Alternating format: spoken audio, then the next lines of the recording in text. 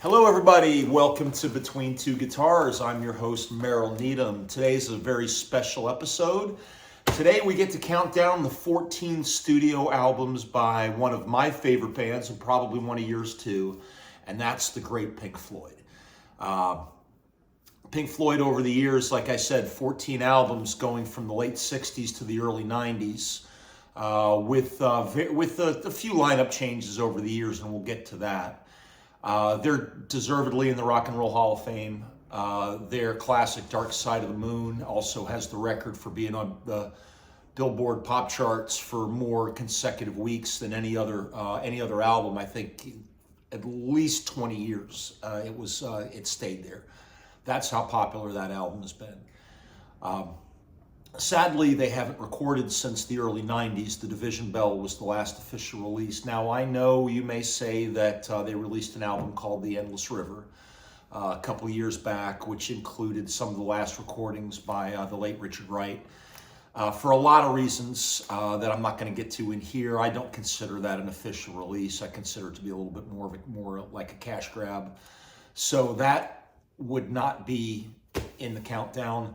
One day I may change my mind, you never know, but also partly because I don't own the record as well. So The Endless River will not be included in this group. That's why I'm saying 14 studio albums instead of 15. I'm also not including the live records and the compilations because I just don't own all of them.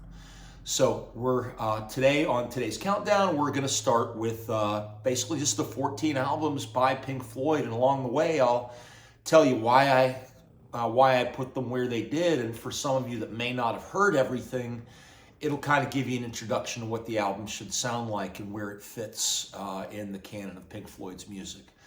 And for a lot of you that, like me, that listen to a lot of Pink Floyd, you might have some strong opinions. Please share them in the comment sections. And as always, please hit the like and subscribe button and hit that bell icon so you'll be notified when I put out some new content.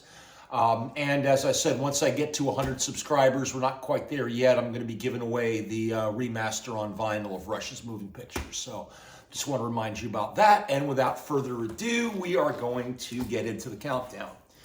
And at number 14, I'm going to start with Pink Floyd's album, Ummagumma.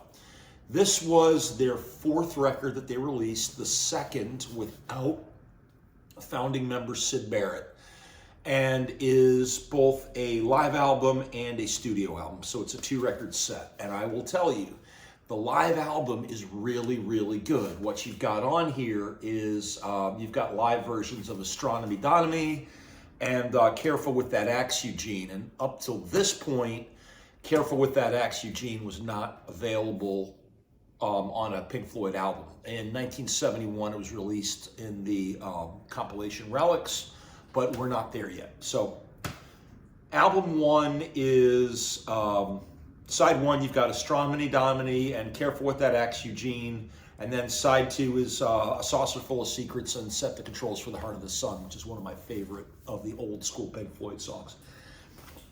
However, the studio album is 4 tracks, each one written by a different member of Pink Floyd. The best I can say is it's a perfect example of the whole being greater than the sum of its parts, because separately at this stage, they just didn't have the ability to write music up to the level that they did later on in their career. Not saying that it's bad music, it's interesting. But one other thing that you can tell, it's Pink Floyd at this time is still a very heavily keyboard-driven band. Richard Wright is one of the main musical songwriters in the band at this point after Syd Barrett is gone. So that's something to think about as Pink Floyd's sound kind of changes and evolves throughout the years. Really, the highlight of the album is Sisyphus Part 1 through 4, which is a piece written by Richard Wright. It's a straight up piece of classical music, I guess you could say a piano and organ concerto or whatever that they call it. I'm not up on the lingo for classical music as much as I should, especially even after I took a class in college. But anywho, This is more of an album for completionists. I don't listen to it a lot, and generally when I do, I listen to the live disc, not the studio. So this is number 14. It goes up from here, but it's still, hey, it's still a good album, and they still were able to make a fifth. So remember here, Ummagumma number 14. At number 13, we have music from the motion picture More. This is their third record and their first record without Syd Barrett at all. And if you look at the writing, with the exception of the song Up the Khyber, if you look a little closer there, without this, other than Up the Khyber, which is written by Nick Mason with Roger Waters, and then side 2 with the exception of a Spanish piece, which is the first piece of David Gilmour writing for Pink Floyd. Side 1 is pretty much all written by Roger Waters, and you can really tell that almost right away Roger Waters took over the writing once Syd Barrett wasn't able to. This is Pink Floyd trying to find their way. It's, most of the music is forgettable. There are 2 songs on it. The first 2 on the album, Cirrus Minor and the Nile Song, end up getting added to Relics later on. I'll generally pick up Relics before I'll pick up this one. Again, it's interesting. You can see where Pink Floyd is starting to go. This is the first record where Gilmour is starting to do vocals, and where he's starting to do some really heavy yelling vocals, what you started to see here and there from The Wall forward. Again, another completionist album. It's still a young Pink Floyd. They're trying to figure out their way. Again, this is the first album that they've done since Syd Barrett has left. And Syd Barrett did most of their songwriting on the first album, Piper at the Gates of Dawn. So that kind of gives you an idea of kind of where they were trying to find their way. It's an interesting album. If you're a Pink Floyd fan, you'll probably, like me, eventually buy it. But if you're just a casual fan, it's one that you can pass up. Again, it's number 13 on my list, music from the motion picture More. On to number 12. Number 12 is Atom Heart Mother, and this is a used copy that I have. Here, you're starting to see a little bit of improvement. This is the 5th album. This is the one they did after Ummagumma, where Ummagumma was the experiment where Waters went and wrote a piece, Gilmour wrote a piece, so on and so forth. This goes back to more of a traditional writing style, and where the individual band members get writing credit. And so it starts with the Atom Heart Mother suite, where all 4 get credit for the suite. And then side 2, Waters gets a song, Wright gets a song, Gilmour gets a song. And then Alan's Psychedelic Breakfast is again all 4. So a little bit more judicious as far as the songwriting. And we see a little bit of improvement. The Atom Heart Mother suite, you can see by some things they were working on there where you get to echoes on metal once we get to that point. It's a keyboard-driven album. Gilmour is you're starting to hear him a little bit more. The one thing on their second album,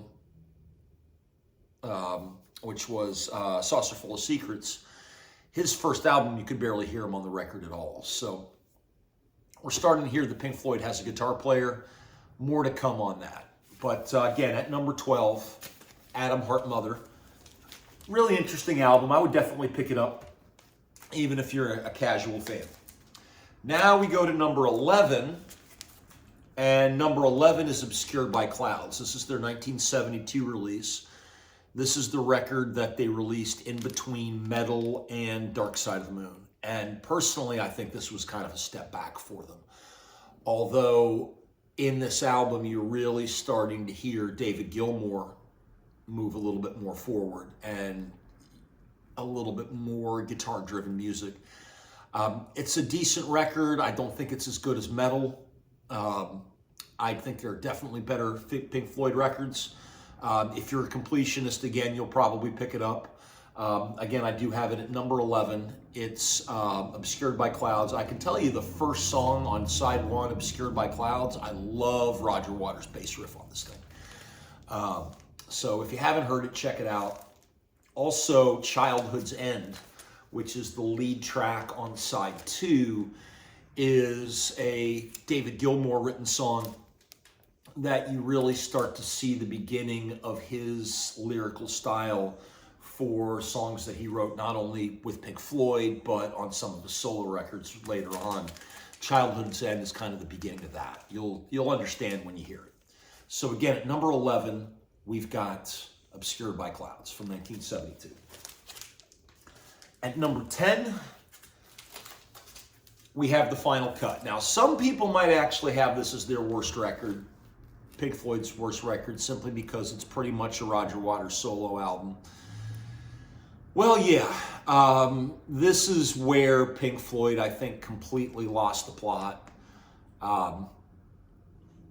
Roger Waters wrote all the lyrics. He wrote most of the music. Richard Wright is actually gone by this time. He was no longer a band member by the time The Wall came around, but he's not even in the band. Michael Kamen is actually playing keyboards. Michael Kamen, who later became the conductor of the San Francisco Symphony, which did that wonderful live record with Metallica called S&M. Michael Kamen, may you rest in peace. Anyway, that's with this album. Imagine side 4 of The Wall at the very end, where you've kind of got that after the trial. What's the track? Outside the Wall, where it's really melancholy, and Roger Waters is kind of singing about being out there, and you can just feel that sense of everything kind of being over. And although there's a little bit of, well, this is what this whole fucking album is. This album's a downer. Roger Waters is ticked off about the Falklands War, which had happened previously. Waters decided that this is what they were going to do. It ended up breaking apart the band, and they didn't put together anything until several years later when Momentary Lapse of Reason came out, and we'll get to that. Really, the only song on here that I really like is the song Not Now, John, which is the one David Gilmour composition. Well, I wouldn't really call it a composition because I think everything was written by Waters, but this is the one Gilmour sang, and you've got Gilmour's lead guitar on here and his solos, which are just amazing. As a guitar player myself, Gilmour, even though I don't have a Fender Stratocaster here, Gilmour is one of my biggest influences. I'm actually working on learning Shine On You Crazy Diamond 1 through 5 now. But anyway, number 10, The Final Cut. If you can find a copy of it, because I don't think they've reissued it yet or in a while. I found this is an OG copy. I'm a completionist. I needed to get all of them. This doesn't get pulled out much. When I do, it's usually on the side 2 in the song Not Now, John. Pink Floyd, The Final Cut. The last album with Roger Waters. At number 9, and some people might actually have this higher, but personally I think Pink Floyd got better as they went along. So their second album, A Saucer Full of Secrets, is going to be at number 9. Really like this album. Let There Be More Light, the bass that begins that is just amazing. Set the Controls for the Heart of the Sun is on this album as well. Is one of my favorite early Pink Floyd tracks.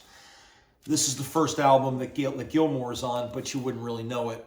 You can barely hear guitar. This is mostly Richard Wright's keyboards and Roger Waters' bass. You hear Syd Barrett throughout here. Syd Barrett only gets one writing credit. He didn't finish up the touring cycle for this album. In fact, they brought Gilmour in because Syd Barrett just really isn't able to play guitar. much in the studio anymore, which is too bad, because Piper at the Gates of Dawn was a great record, and it really showed promise for that kind of Pink Floyd.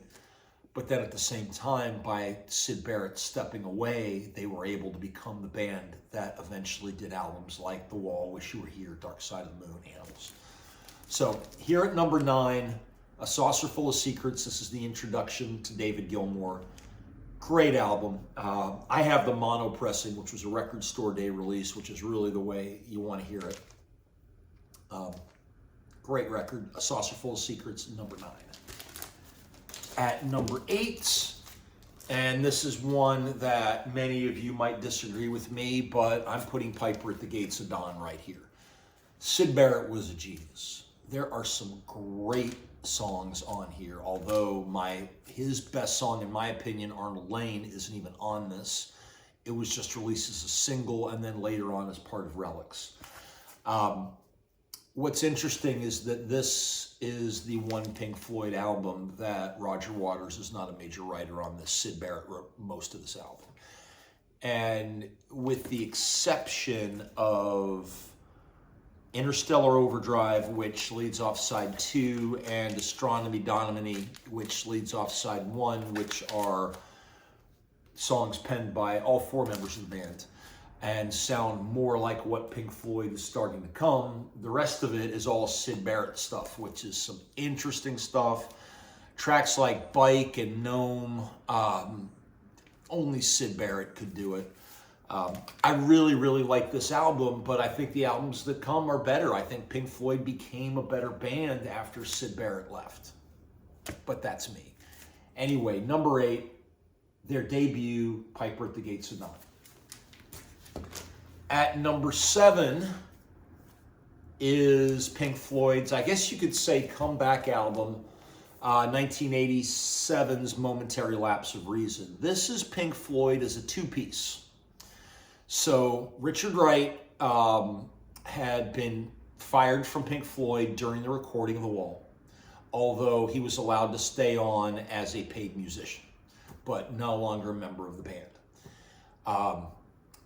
Richard Wright actually did contribute to this record, but he did not become an official band member again until the tour for this album, and the live album Delicate Sound of Thunder became the first release again with. And one thing I want to show you, which, and I think I understand why they did this. There's maybe a little bit of rewriting history, but this is the reissue. And if you look on the booklet that comes with it,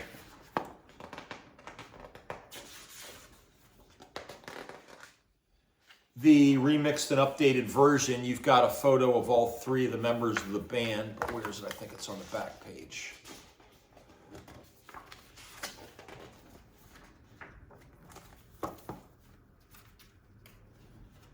Where did it go?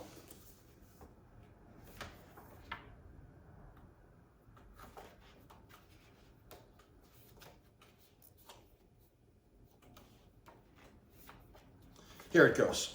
So this photograph, when it was originally released, was just David Gilmour and Nick Mason. See how they're kind of leaning against her, and Rick Wright was photoshopped into this picture. He wasn't there. So Rick Wright was gone. Roger Waters quit the band after the final cut. And after a few years of back and forth and people suing other people and slagging people in the press, David Gilmour and Nick Mason got together with a bunch of session musicians and came out with A Momentary Lapse of Reason. Now, I probably have this ranked a little bit higher than some of you, and partly because this is the album that really turned me on to Pink Floyd. Although I knew who they were and I was listening to Dark Side of the Moon and The Wall and Wish You Were Here by then already, A Momentary Lapse of Reason really made me become a Pink Floyd fan. Number 1, it's when I saw them for the first time. Number 2, I was a senior in high school when, actually the spring, summer before my senior year of high school, it came out. The tour hit DC right the beginning of my senior year of high school. So those songs were on DC 101 constantly, On the Turning Away, Learning to Fly. I knew the words by heart. When I had the cassette, I used to go to sleep to that album night after night. So all the people that gatekeep or talk trash about the album and the Division Bell being not a real Pink Floyd album because Roger Waters wasn't in it, I go, look, hey, Roger Waters quit the band. What do you expect these guys to do? They make more money touring as Pink Floyd. The music still sounded like Pink Floyd. Tracks like Sorrow and Yet Another Movie, I mean, they harken back to some of the older stuff. Now, yes, I have it downgraded a little bit because although some of these songs are really good, and I might like them a little bit more than I maybe should because of all of the sentimental reasons for it. Yeah, I guess you could say part of it is this is a David Gilmour solo album that Nick Mason and Richard Wright played on, as well as a bunch of other session musicians. But what it did is it brought back Pink Floyd. And when we get to the Division Bell, you'll understand what I'm talking about. But before we get to the Division Bell, we get to number 6 on the list. And number 6 on the list is Metal. This is the album that they made that eventually gave them, I think, the tools to do Dark Side of the Moon. This is also the one album where all the songwriting credits go to Pink Floyd instead of naming names individually or as a group. This is also the album, I think, where David Gilmour learns how to play guitar, really, or David Gilmour starts to become the David Gilmour that we know and love, and playing those solos and the driven, the overdriven parts of the opening One of These Days. That's really where you start to see David Gilmour. It's like, okay, this guy is a guitar player, and Pink Floyd's got a damn good one. And just wait to see what he does after. Songs like A Pillow of the Winds and Fearless, and Gilmour's on this a lot. He sings a lot on this record. And it's not so much, well, this is the album that they shouldn't have done Obscured by Clouds, although I think they had to in order to get to where they got. But this was the album that told everybody that Pink Floyd is going to be here for a while. And they're doing some great stuff. Number 6, Pink Floyd's Metal from 1971. And at number 5, now we get into the top 5. And yes, I have the Division Bell at number 5. And I've got the Division Bell at number 5 for a real big reason, is that this is really the first real band effort since Wish You Were Here. And although they were a tight band writing together really for only a few albums in their career, we'll say Metal. I'm just going to throw out Obscured by Clouds there, but Metal, Dark Side, Wish You Were Here, that was their best period of being collaborative musicians, and you really could see everybody contributing. This is what you get in the Division Bell. This is Richard Wright, David Gilmour, and Nick Mason writing together, playing together. David Gilmour's now wife did a lot of the songwriting. There's some great stuff on this record. Just some really great stuff. I mean, the title track, The Division Bell. What are some of these song title names? What Do You Want From Me is just a great song. Hard song to listen to if you're going through a divorce. In fact, a lot of the songs on this album are kind of about that. And,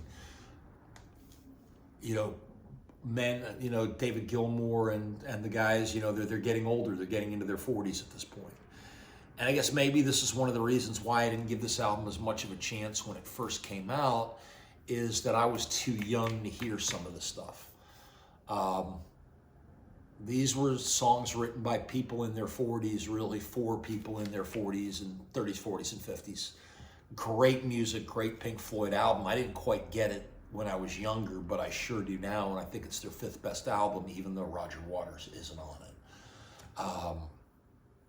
Richard Wright's a full member again, and there's a lot of his keyboards on there. And in fact, a lot of the music kind of harkens back a little bit to some of the stuff that was done back when they were more of a keyboard band.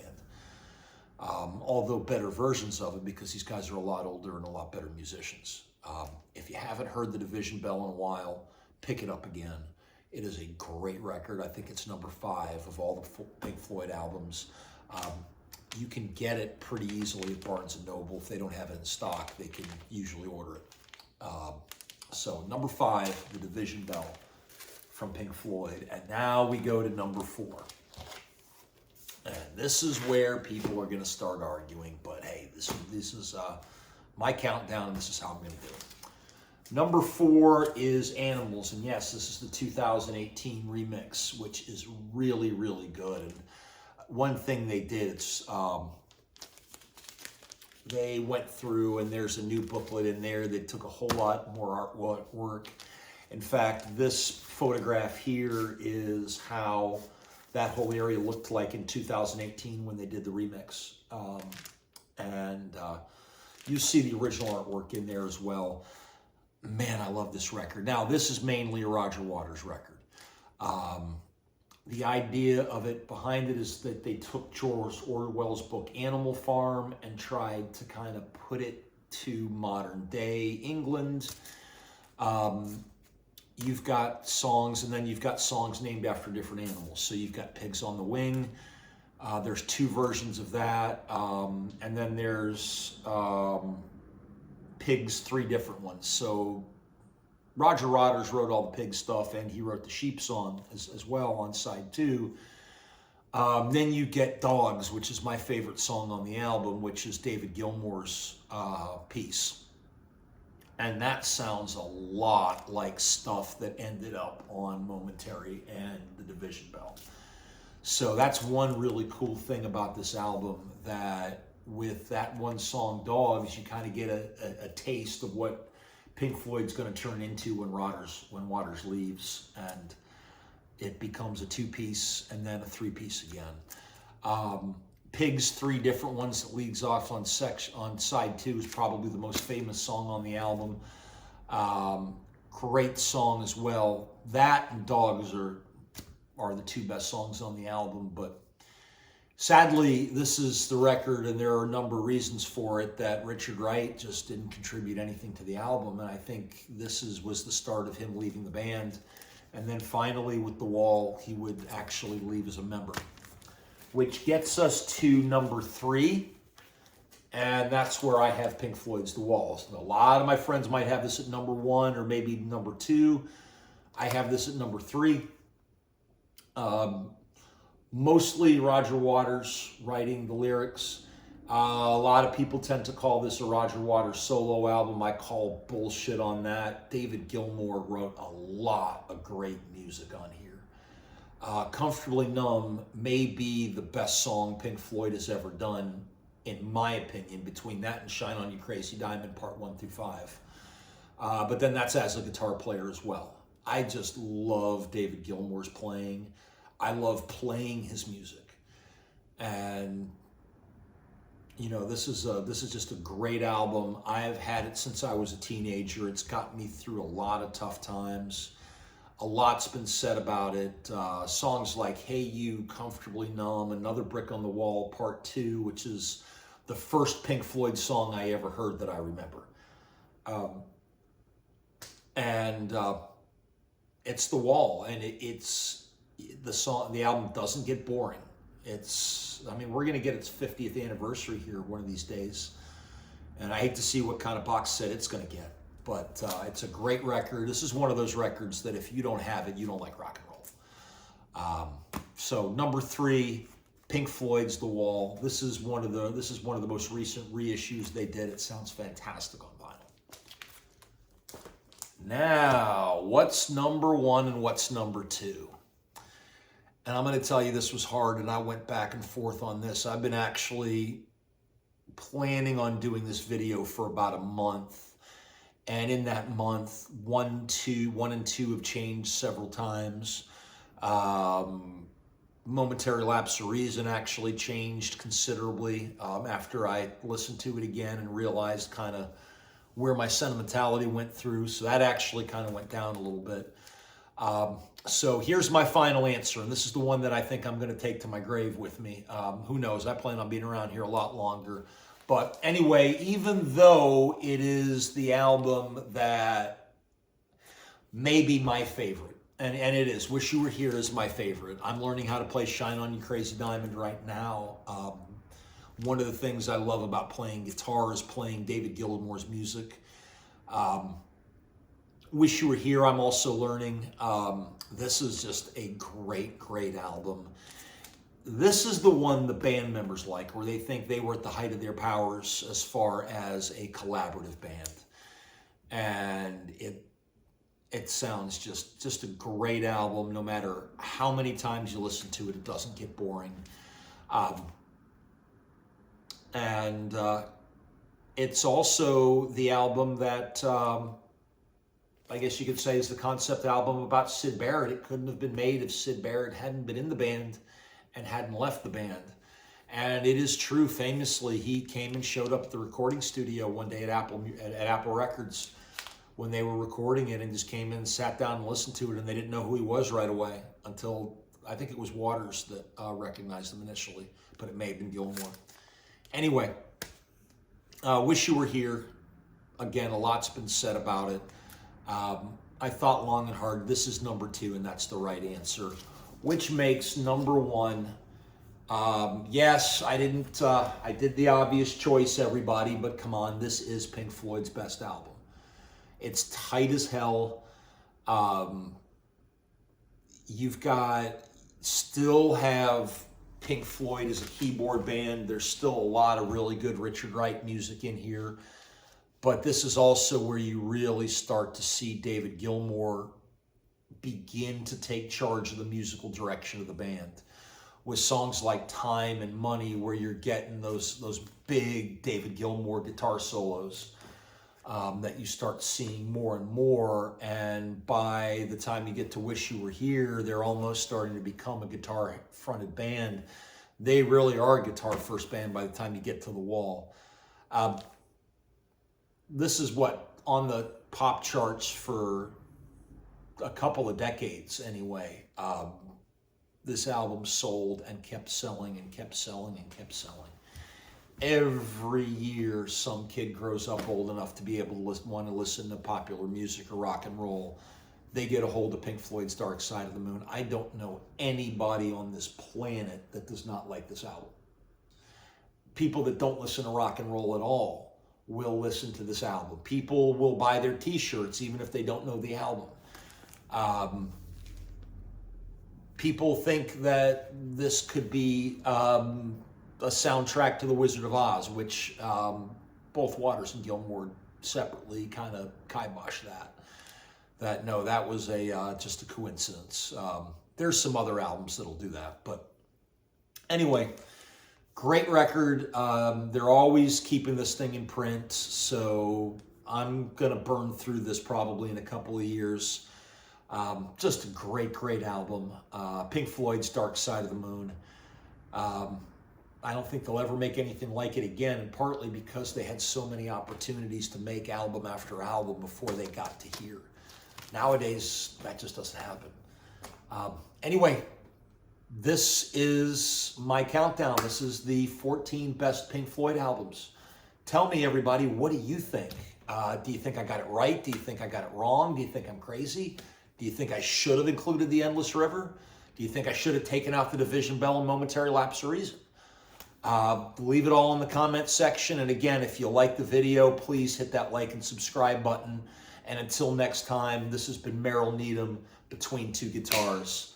Have a great one. Bye-bye.